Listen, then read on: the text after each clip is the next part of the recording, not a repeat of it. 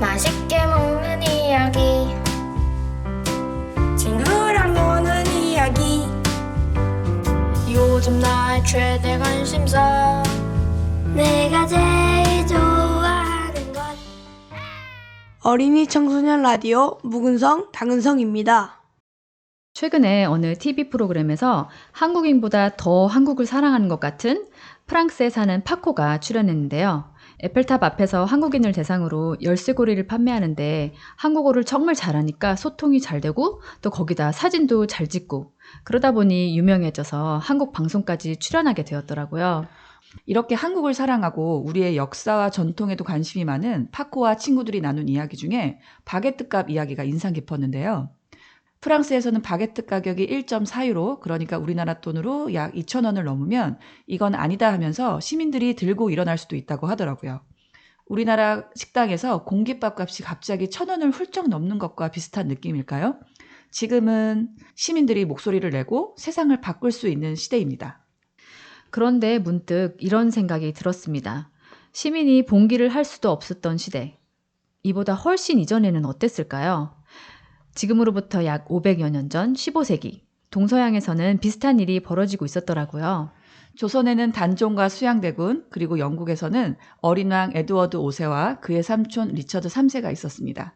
최근에는 리처드 3세의 옹호론자들이 그의 억울함을 풀어주려는 움직임도 있었지만 변하지 않는 사실 하나, 조카를 밀어내고 왕위에 올랐다는 점이죠.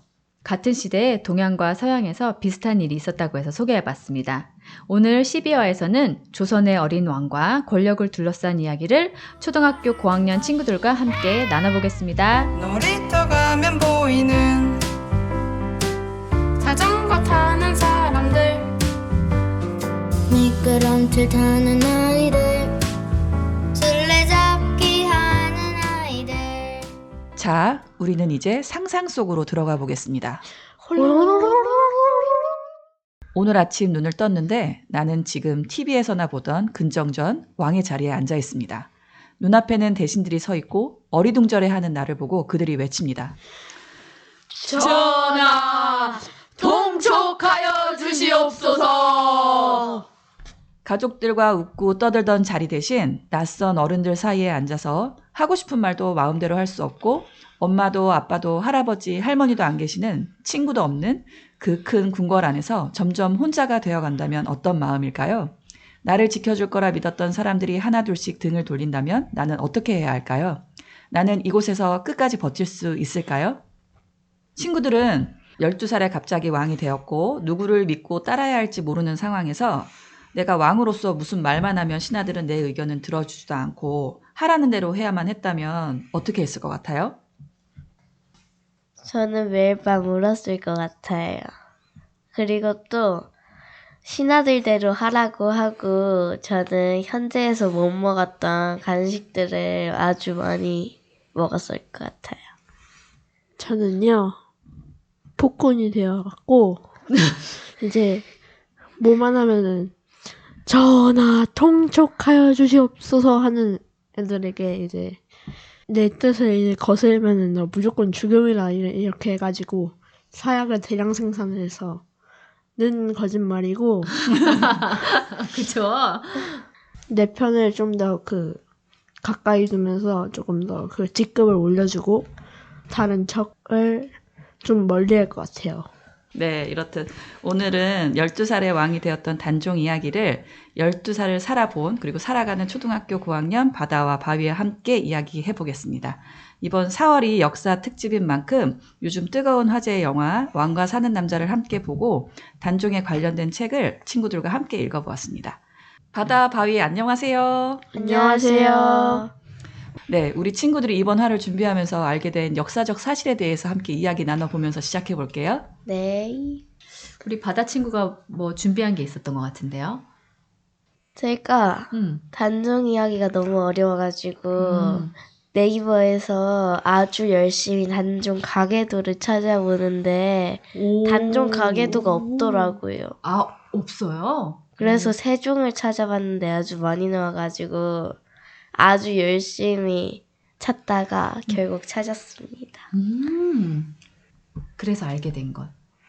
세종의 아들이 8명이 있었는데 첫째가 문종이고 문종의 아들이 단종이라는 것을 알게 되었고 세종의 아들 중에서 수양대군이랑 금성대군이 있다는 것을 알게 되었어요.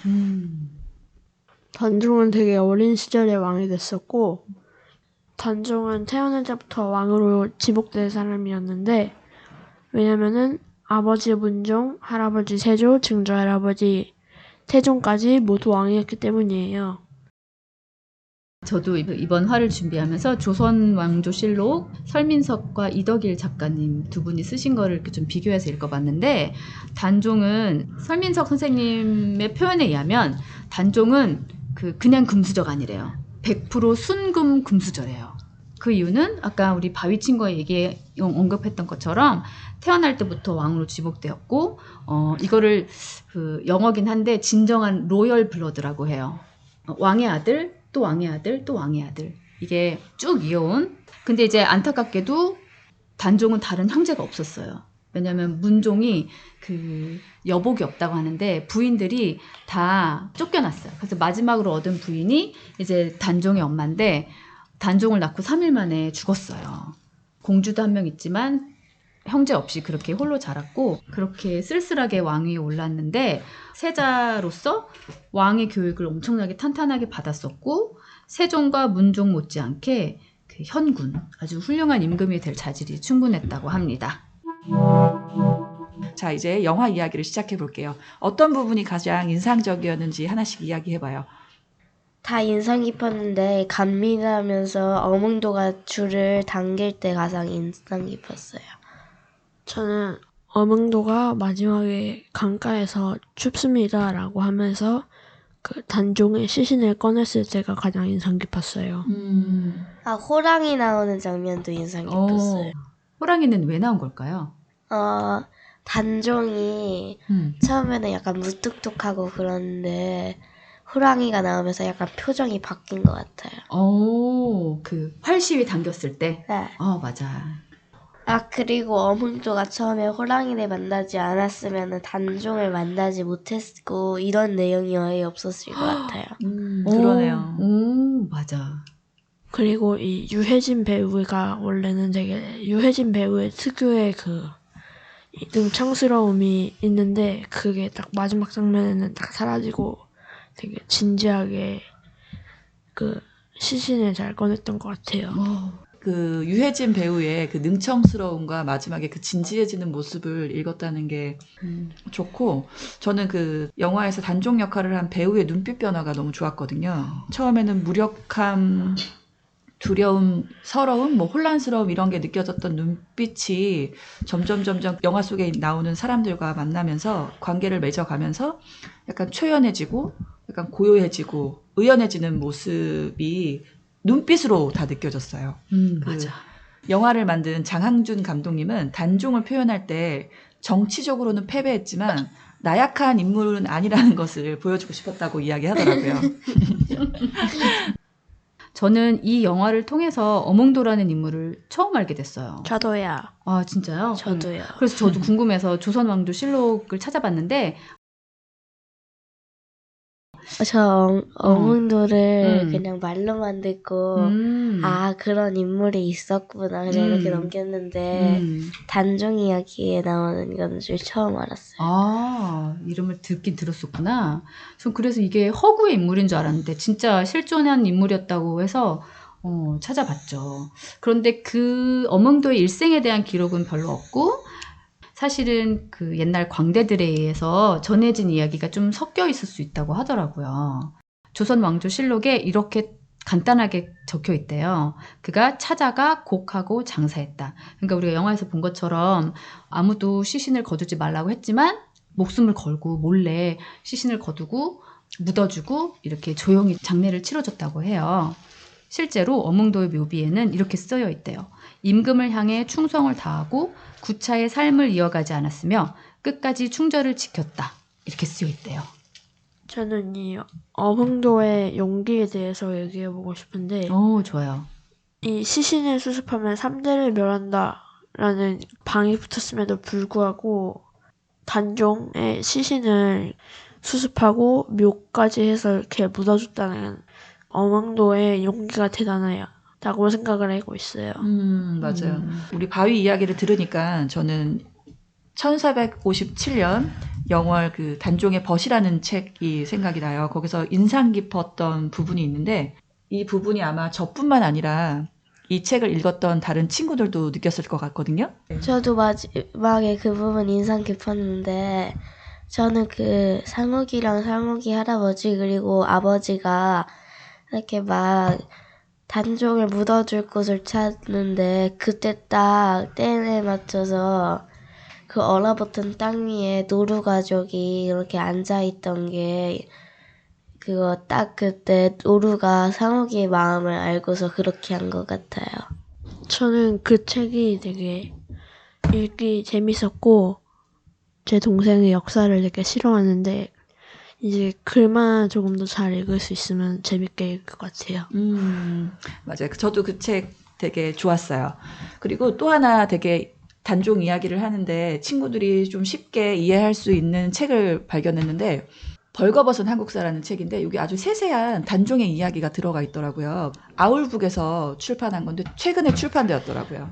이 책도 같이 보면 조금 쉽게 이해할 수 있을 것 같아요. 자, 이제 다음 질문입니다. 그 시대에 대해 많은 이야기를 수집하다 보니까 저는 궁금증이 생기더라고요. 역사 기록에는 어느 만큼 적혀 있을까? 아주 작은 부분이 적혀 있을 것 같은데 이 작은 역사 기록에는 어느 만큼 어떻게 적혀 있을까? 혹은 또 이 적혀 있는 부분을 바꿔보고 싶은 부분은 있나? 이런 생각이 들었어요. 내가 단종이라면 처음부터 수양대군을 왕으로 하고 수양대군이 죽으면 그때 내가 왕을 할 것 같아요. 재밌네. 저는 그냥 왕위를 포기하고 살았을 것 같아요. 그것도 좀 행복하게 살 것 같아. 그냥 돈 많은 백수야 그게. 왜냐면은 과거 시험도 못 보고 그냥 처음부터 부자로 태어나서 그럼 둘 다 수양대군처럼 막 그런 야심과 야망이 있지는 않는 거네요? 네. 야망이 있어도 수양대군이 있으니까 수양대군이 있으니까 이루지를 못하겠. 죽는 것보다는 살아있는 게 더. 그래도 목이 달려있는 게 나으니까.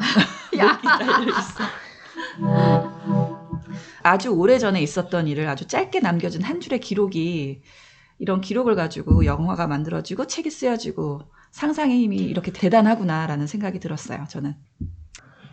저 친구들한테 질문 있어요.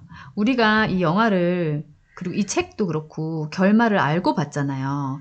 근데 혹시 보면서 그런 생각 해봤어요? 만약에 영화에서처럼 금성대군의 계획이 성공했다. 그러면 과연 역사가 많이 바뀌었을까? 이런 생각 혹시 해봤어요? 저는 그냥 단종이 빨리 거기서 나왔으면은 빨리 도착했으면은 이게 역사가 바뀌지 않았을까 생각만 해봤어요. 그런 안타까움이 있었나요? 네. 우리 바위는요?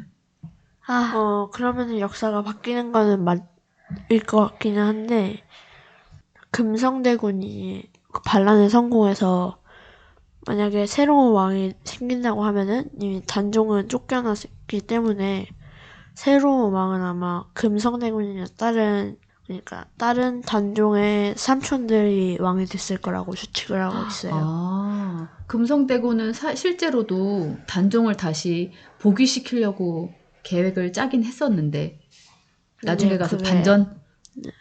이게 내가 반란을 일으켰으니까 이런저런 문제가 있고 한번 쫓겨난 왕이 다시 왕이 되면은 약간 콤플렉스가 생길 것도 같고 약간 그런 문제가 좀 생길 것 같아서. 재밌다 그것도. 단종을 이야기로 한 우리가 같이 봤던 왕가 사는 남자 위에도 단종과 수양대군 그다음에 한명의 이야기를 그린 관상이라는 영화가 있어요. 같은 소재로 만들어진 영화인데 내가 왕이 될 상상. 잘 알고 있네요. 그 영화에서는 수양대군과 한명회가 되게 무시무시하게 연출이 됐었거든요. 책을 읽고 다시 관상을 봤더니 단종에 대해서 감정이입이 되면서 영화 속의 수양과 한명회가 예전에 봤을 때보다 더 무섭고 잔인하게 다가오더라고요. 근데 이게 저는 이게 왜 이렇게 다르게 느껴졌을까 생각했더니 단종에 대해 감정이입이 돼서 이렇게 느껴지지 않았을까라는 생각을 해봤거든요. 아마 지금 이게 이 왕가 사는 남자가 되게 흥행하는 이유가 다 비슷한 이유일 것 같아요. 되게 어린 12살의 왕위에 올랐고 유배를 17살에 갔던 어린 왕이 얼마나 외로웠을까. 이 무시무시한 사람들 밑에서 얼마나 힘들었을까. 이런 감정이입이 되면서 된 것 같다는 생각을 했습니다. 그런데 왜 수양대군은 조카에게 그런 짓을 했을까요? 좋은 질문. 아마도 권력 욕심 때문에 아니었을까요? 젊었을 때도 이미지 욕심이 좀. 그건 뭐였어요? 설명 좀 해줄래요?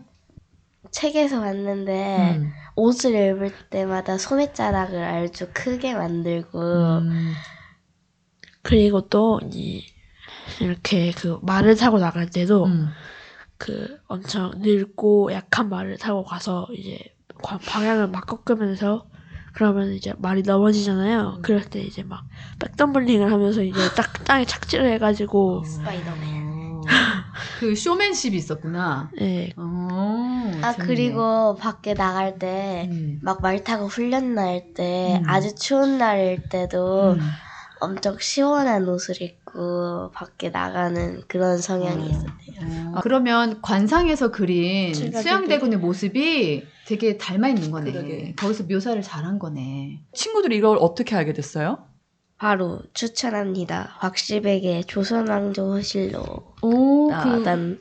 그 만화로 된 시리즈 말이에요? 네.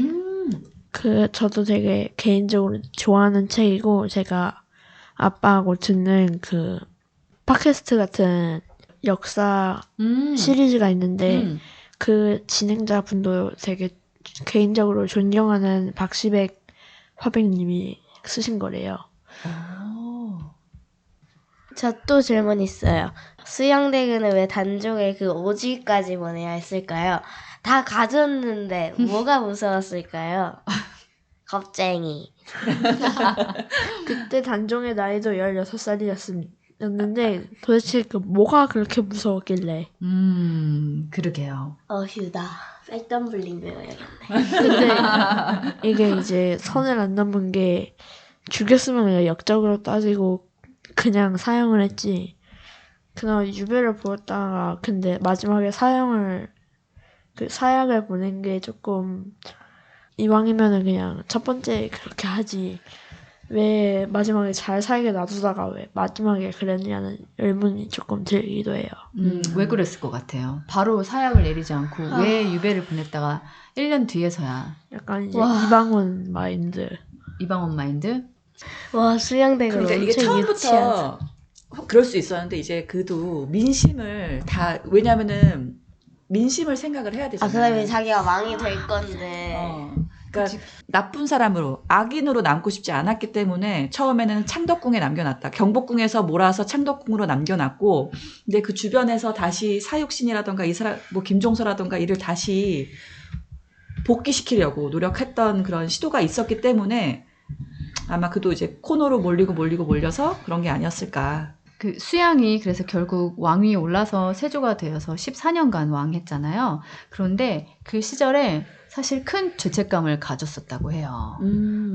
그리고 꿈에도 단종의 엄마가 나타나서 저주를 했대요. 근데 실제로 세조의 아들도 어려서 죽었다더라고요. 그리고 그 단종의 어머니가 꿈에 나와서 수양대군 세조의 얼굴에 침을 뱉었는데 이제 그 자리에 상처가 생겼다고 하고 그 죄책감을 씻으려고 지었던 게 그 탑골공원에 있는 원각사지 10층 섭탑이래요. 그래서 세조가 피부병까지 생겼던 거군요. 와, 우리 또 탑골공원에 그런 탑이 있는 줄은 또 몰랐네요. 근처에 또 청계천에는 단종의 부인이 헤어졌던 영도교가 있는데 가까운 곳에 또 세조가 원각사지 10층 석탑을 지어서 참회를 하려고 했다니 역사는 이렇게 알수록 더 깊이 들어가는 것 같아요. 자, 여기서 역사모 이야기를 안 할 수가 없네요. 우리 친구들이 이번 12화를 준비하면서 역사모라는 역사를 사랑하는 모임을 결성했잖아요. 시작이 어떻게 된 거예요?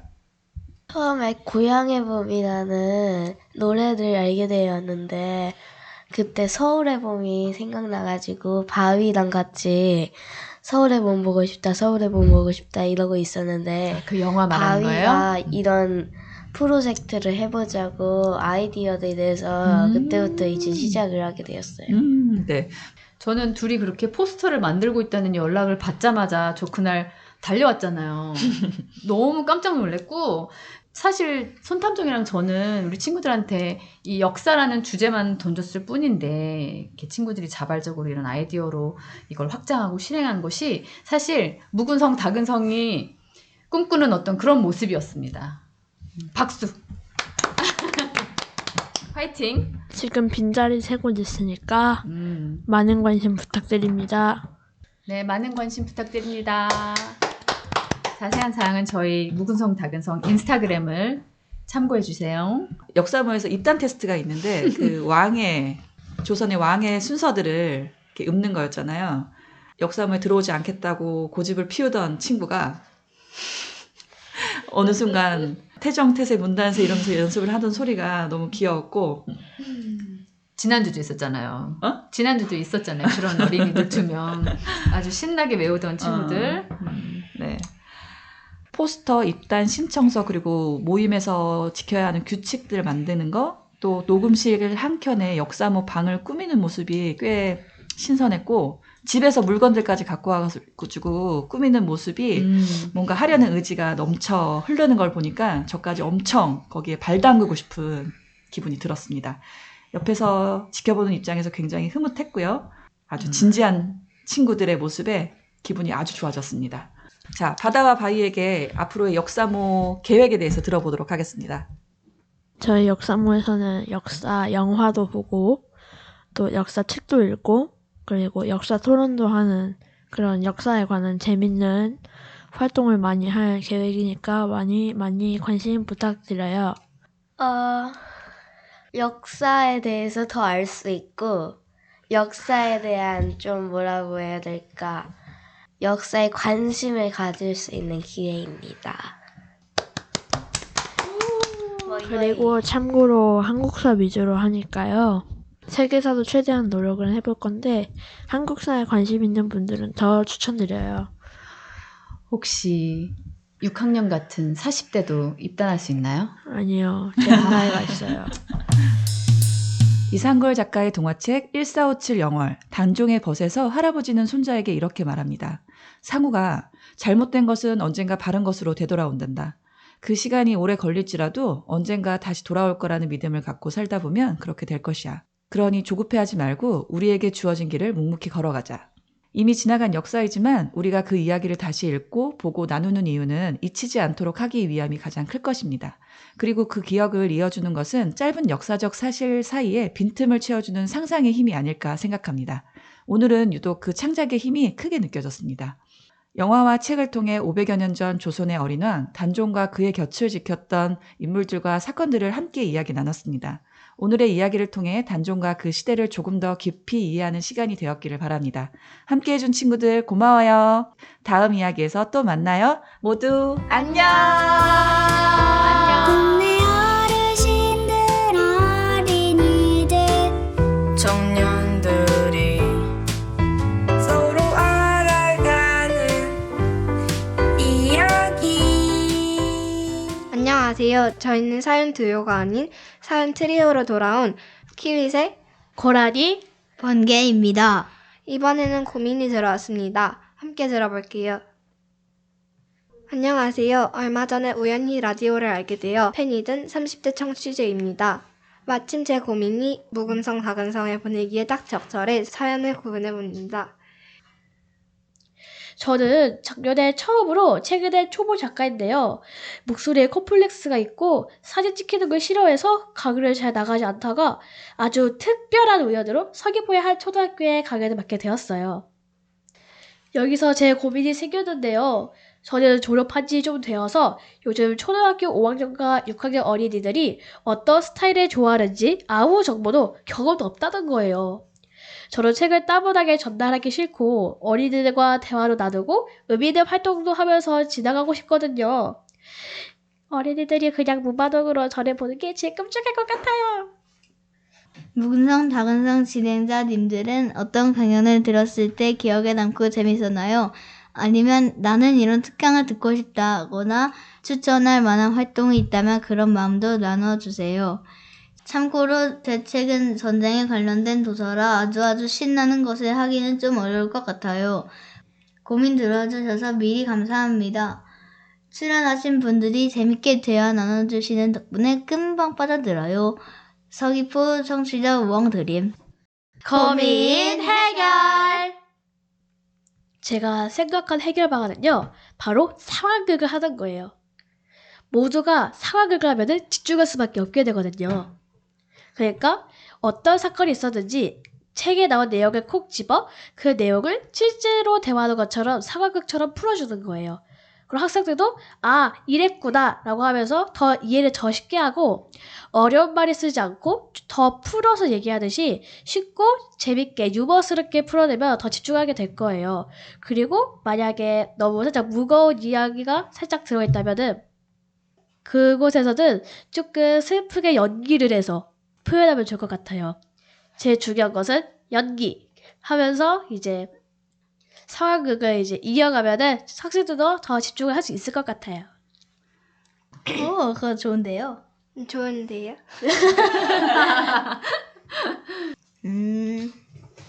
저는 강연을 하면서 퀴즈를 하면 아이들이 더 재밌게 할 수 있다고 생각해요. 무슨 퀴즈? 무슨 퀴즈? 그러니까 살짝 전쟁에 관한 퀴즈입니다.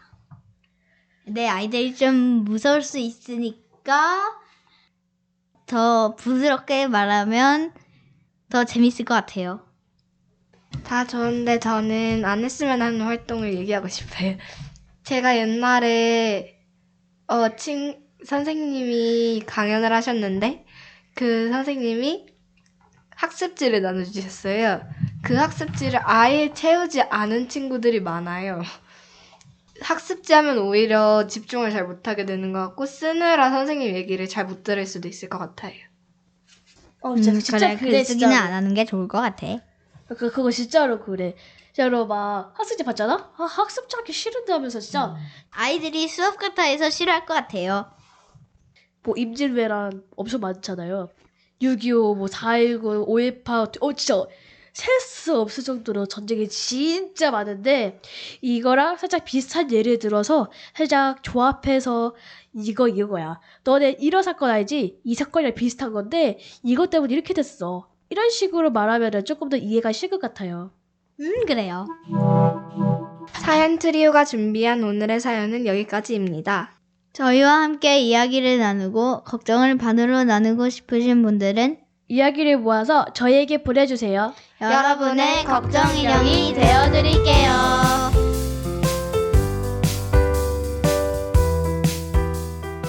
살 빼려면 책 읽으세요.